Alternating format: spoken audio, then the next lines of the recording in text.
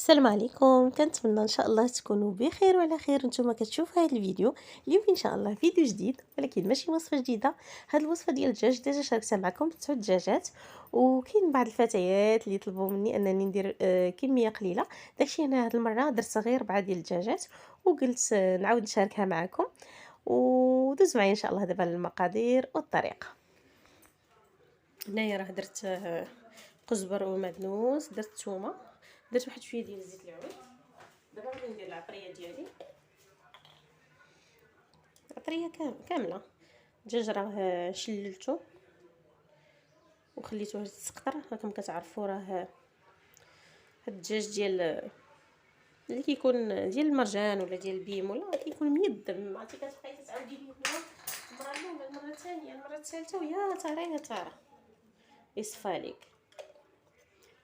المهم العطريه هنا راه درت البزار خرقوم. انا راه ديجا شاركت معكم، قلت علاش لا ما شاركت معكم هاد العراض هاد ديال 4 دجاجات، ماشي عراضه كاع، المهم غير جايين عندنا الحباب وصافي.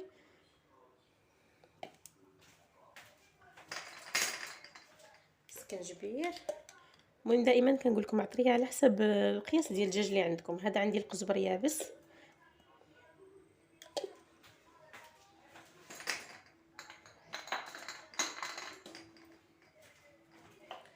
وغندير هنا ديك الدويمه ديال الزعفران.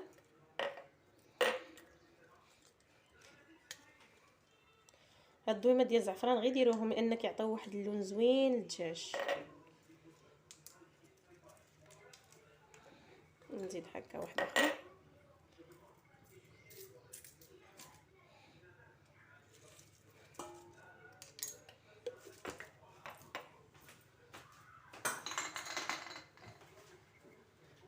وغنجيب واحد شويه لافوكاد.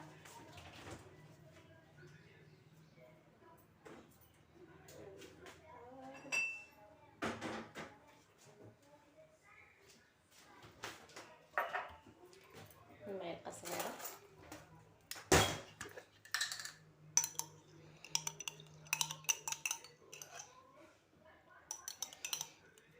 شتي هاد الشرموله اللي كندير لكم دابا تقدروا تستعملوها حتى في الدجاج هكا مقطع وبغيتو تشويوه، اولا الا بغيتو تشرملوه غير هكاك وتخشيوه في الفران، يعني ما معمر ما والو.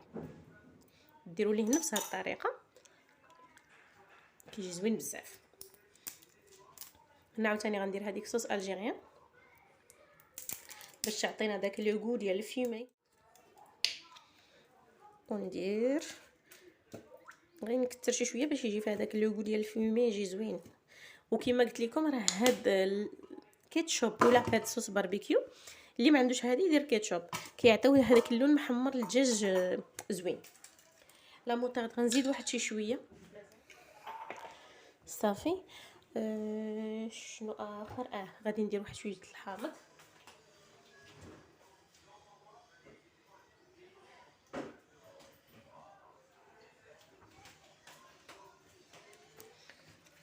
انا عندي هذا كما كتعرفوا دابا راه الحامض داير 300 وقيله.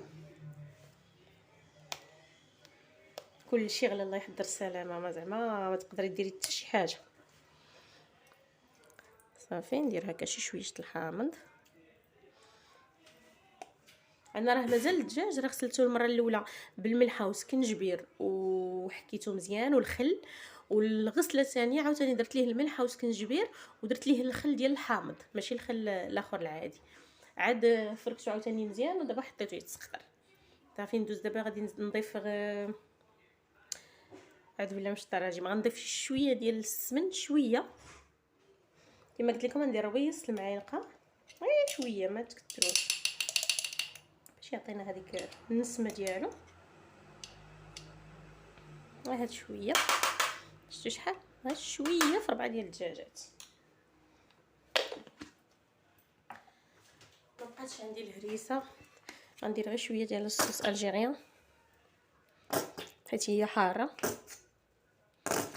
صافي وغنخلط هاد الشيء كامل بحال هكا، وغنزيد معاه مازال شي شويه ديال الزيت. انا كما قلت لكم راه درت شي شويه ديال الزيت البلديه، نضيف معها شويه ديال الزيت.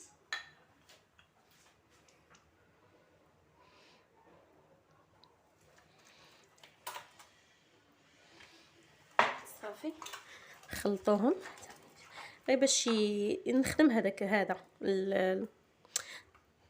يا ربي زعفران دويمات نخدموه باش يدير وصافي، وندوزو باش نشربوا الدجاجات ديالنا ونخليهم يشربوا ديك الشرموله الزوينه ديالهم. كنشكر في الشرموله ديالي واحد هو اللي يشكر شرمولته. صافي نمشي نجيب الدجاجه الاولى.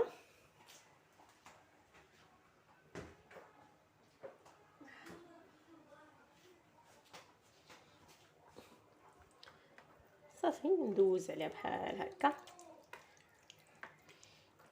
المهم كتفشوها، شي دجاجه كتفشش. غنوريكم، راه ديجا وريتكم كيفاش تدخلوا ليا الشرموله في الجنيبات ديال الدجاج. المهم اول حاجه غندوزوا ليا لداخل، نساوش ليا لداخل من الشرموله، وغادي ندوز هكا نحاول نفرق. ندوز بعدا هنا الصدر، تهزي شويه ودخلي يدك من هنا ودخلي هذيك الشرموله دفعيها، كتدخليها ودفعيها بحال هكا. كنظن واضح، راه ديجا درت معكم. وبعض البنات صيفطوا لي هكا في الخاص قالوا لي عاودي معنا الكونتيتي هكا قليله ديال الدجاج. فكنت درت وقيله شي 9 دجاجات هذوك اللي كنت درت.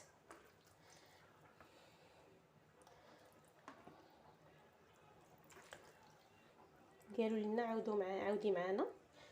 داكشي علاش انا دابا مني جات هاد الفرصه باش غندير هاد 4 ديال الدجاجات قلت علاش لا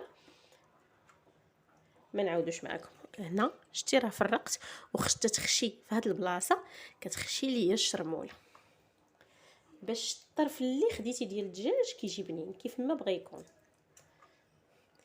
وكما هذا الدجاج اللي كتشري حي كيكون احسن. انا حيت زربانه داكشي علاش فاش مشيت خديته هكا من المرجان. اما الا خديتوه قبل غسلوه قادوه ديروه في الفريكو حيت خصو يبات. هذا ديال الفران ضروري ما خصو يبات في الفريكو. صافي هذه الدجاجه الاولى هي واجده. نمشي نجيب الاخره.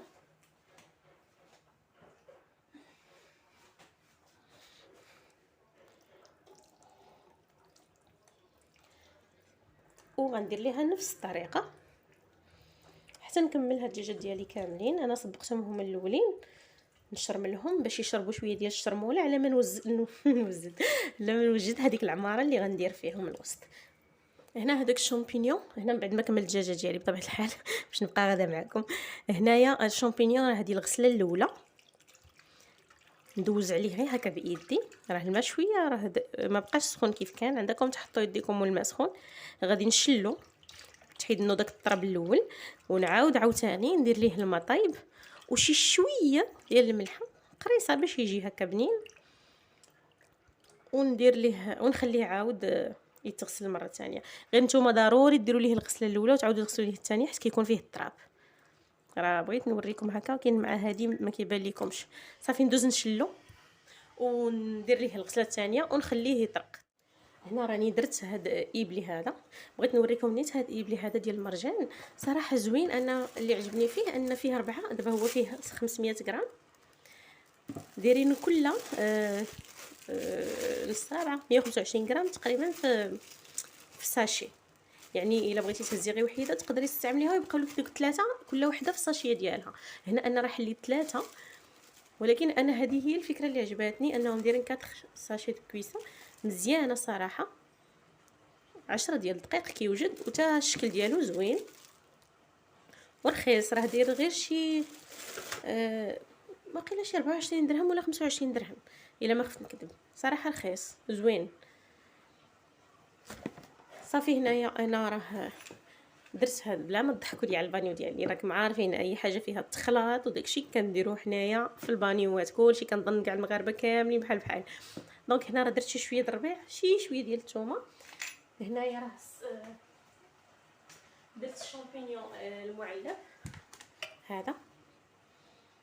كنوريكم زعما لي برودوي اللي كيكونوا شويه رخاصين باش ما يتقامش عليكم شويه داكشي غالي. هذا دير هذا الكبير هذا دير شي 14 درهم. غادي نقطعوه طريفات صغارين وغنضيفوه على هاد الشرموله على هاد الربيع وشويه ديال الثومه.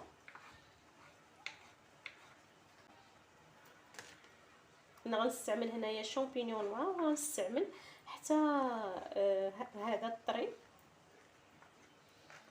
ما غنديرش الزيتون، ما جبتوش الصراحه.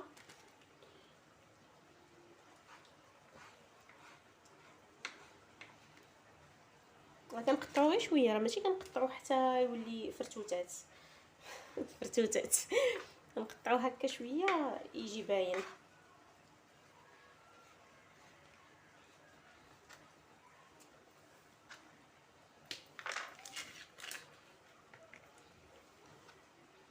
او ميم طون كنوريكم هذوك لي برودوي اللي شويه رخاص صراحه. راه بنادم تقهر. عرفتوا هذاك ابليله الاخر راه ولاو دايرين في مرجان كتلقاي غير الكبير، ما كتلقايش كاع الصغير، كتلقايها ديال الكيلو داير شي 50 درهم وسط وزياده.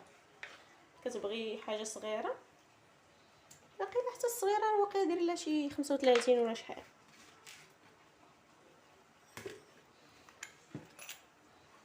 اما هذا انا صراحه عجبني سورتو بهاد الساشيات اللي فيه. صافي هنا قطعت هذا، غادي ندوز نجيب شامبينيون نوار حتى هو كما قلت لكم بنفس الطريقه. غادي نبدا نقطع هاد الشامبينيون نوار. هذا مازال تصغروه شي شويه، ماشي بحال الاخر واخا يبقى باين هذا، حيت كاين اللي ما عندوش معاه هكا بزاف. صافي من بعد ما درت الشامبينيون نوار جبت هنايا الحامض مصير بطبيعه الحال مرقد، حيد انه العظيمات.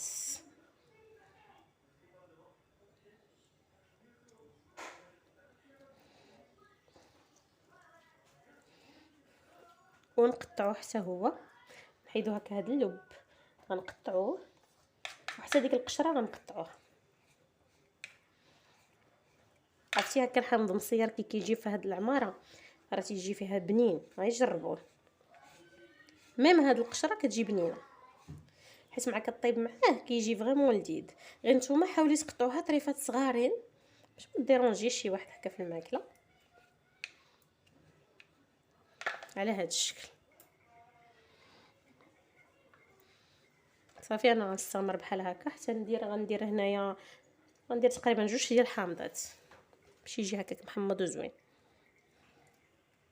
صافي هنايا الحامضه الثانيه راه درت ليها غير اللب ديالها، القشره ديالها راه خليتها ما قطعتهاش. دونك حامضه درتها باللب ديالها والقشره، وحامضه درت غير اللب ديالها بوحديتو. دابا غندوز ندير العطريه، غندير واحد شويه د الموطه صراحه ماشي بزاف، وغنعاود ندير عاوتاني داك الرويس د المعلقه ديال السمينه باش يجينا بنين. الراس عندكم ديروا بزاف.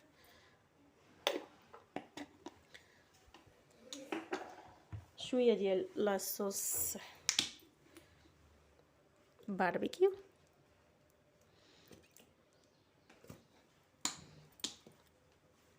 شويه د الحامض،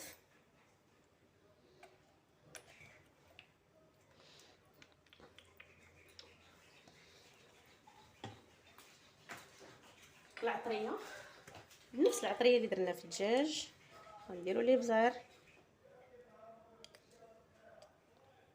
درت هنا 2 معالق. طبعا الحال غادي كتسالي وكتذوقي، ضروري تذوقي. معلقه سكنجبير، القزبر يابس 2 معالق، غندير هنايا طريقه ديال الكمون،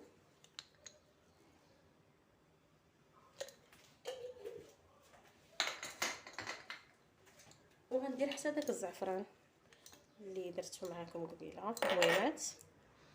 ندير واحد الوحيده فرتوها باش ما تغلبناش. شويه د الخرقوم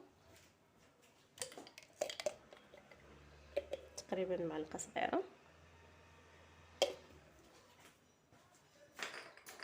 الا عندكم الهريسه غتستعملوها.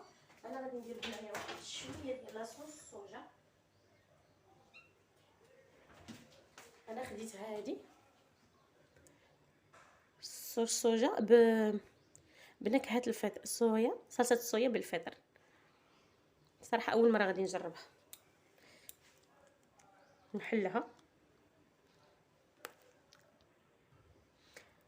صافي هي غادي ندير منها شويه. صافي بركه. دائما انا هذه ديال الزرع ولا الفيرميسيل، صراحه انا كنت غادي ندير الفيرميسيل، غير قلت بني الحبيبات ديالي بغاو الوصفه نعاودها لهم، نعاودها لهم كيف ما هي. صافي هنايا الابلي ديالي راه وجد، شفتوه نوريه لكم. هذا اللي خديت، هاد الماركه صراحه هي زوينه. 10 ديال الدقيق كتوجد. غادي نديرها هنا.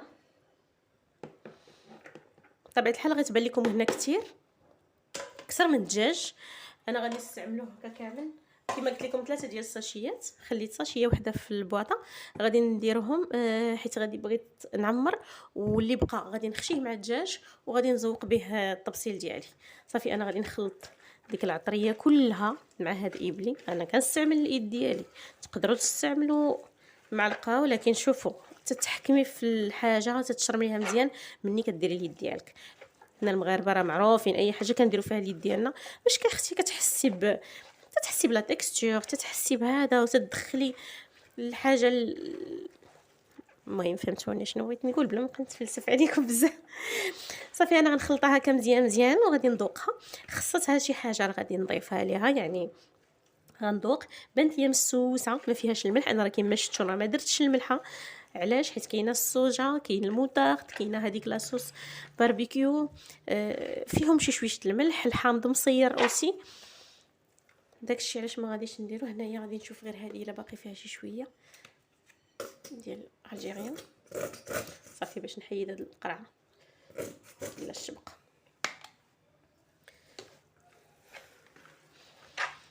صافي وها العماره ديالنا واجده. المهم كما قلت لكم ذوقوا عاد عمروا الدجاج ديالكم. خصها شويه الحموضه، راه كتضيفوها الحموضه، خصها شويه الحروره تضيفوها الحروره، خصها شويه الملح ضيفوا شويه الملح.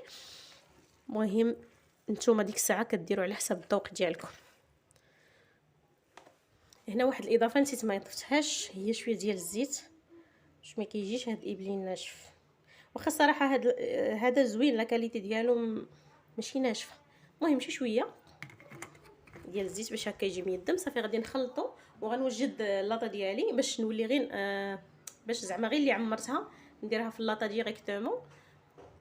المهم انتما معايا. صافي هنا غادي نعمر الدجاجات ديالي. كما قلت لكم انا راه هاد العماره راه ما غنديرهاش كلها وسط الدجاج، غنعمر القياس. اصلا هادو مع ما كيخليولكش حتى فين تسديهم. حق انا غادي نوريكم شنو غندير ليهم. نخشي فيهم القياس ديال ايبلي وغادي نجيب بلاستيك معايا. ما تزربوش يدي.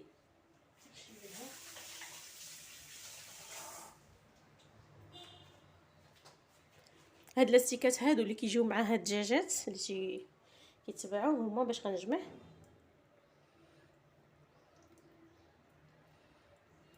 بحال هكا غنبدا نشدها من هنا ونلوي.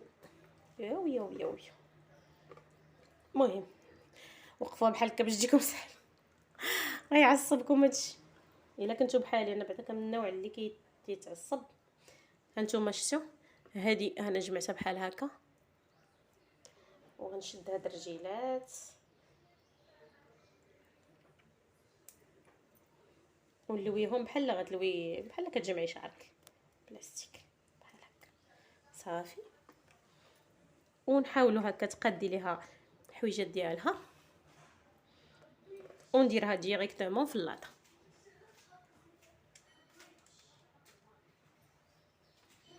نجبد الاخرى نفس الشيء.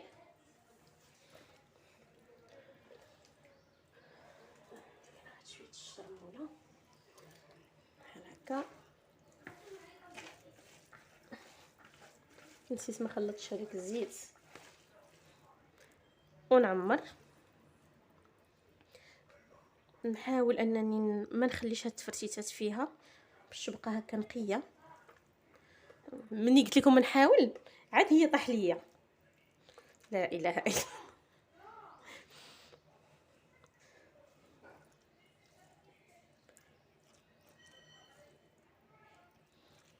صافي على هذا الشكل هذا.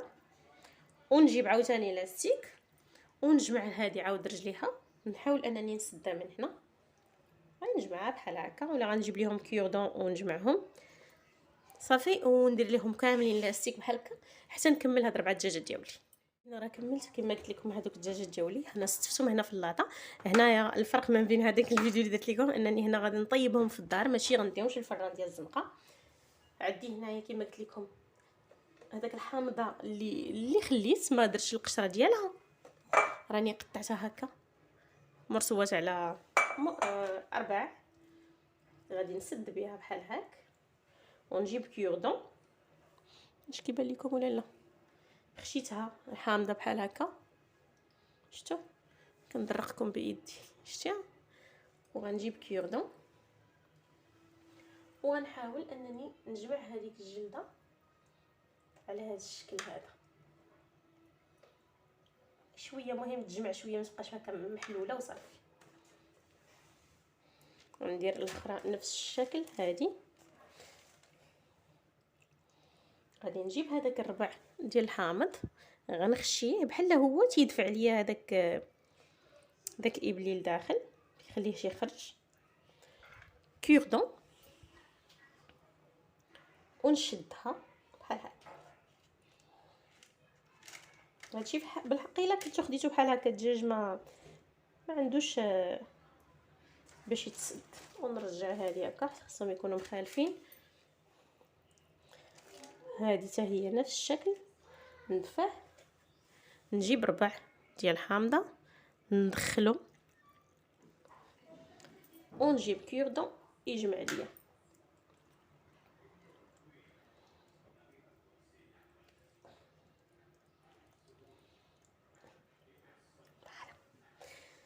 هذه حتى هي ندور عندي باش تجيني سهله.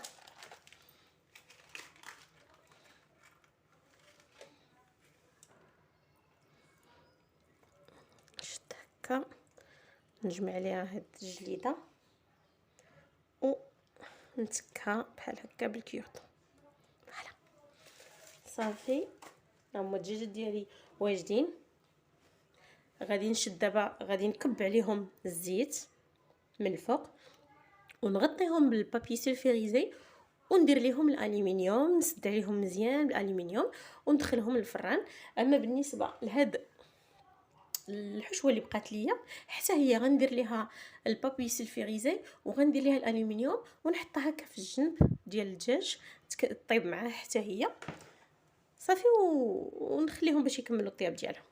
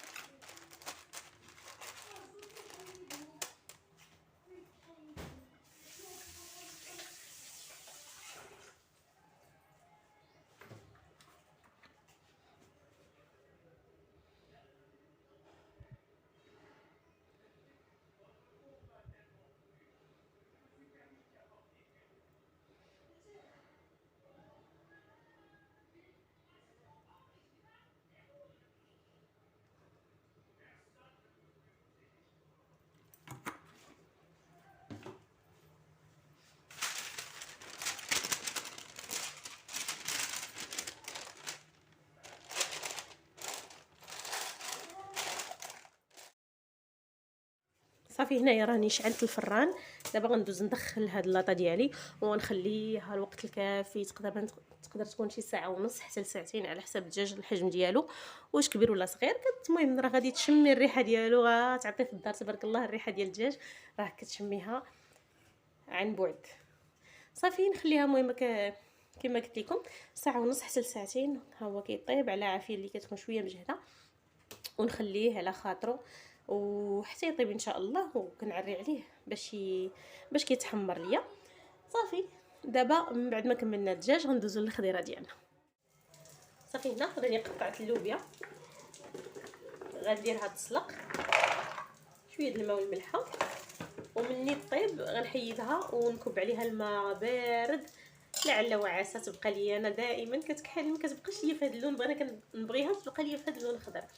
المهم انا غادي ندير ليها شويه الملحه شويه ديال الخل، ونخليها تسلق غير طيب، ما غنخليهاش طيب بزاف، انا تعجبني تكون شويه كروكونط، وغير طيب غادي ندير ليها الماء بارد من الثلاجه، وندوز باش نقطع الخيزو ديالي.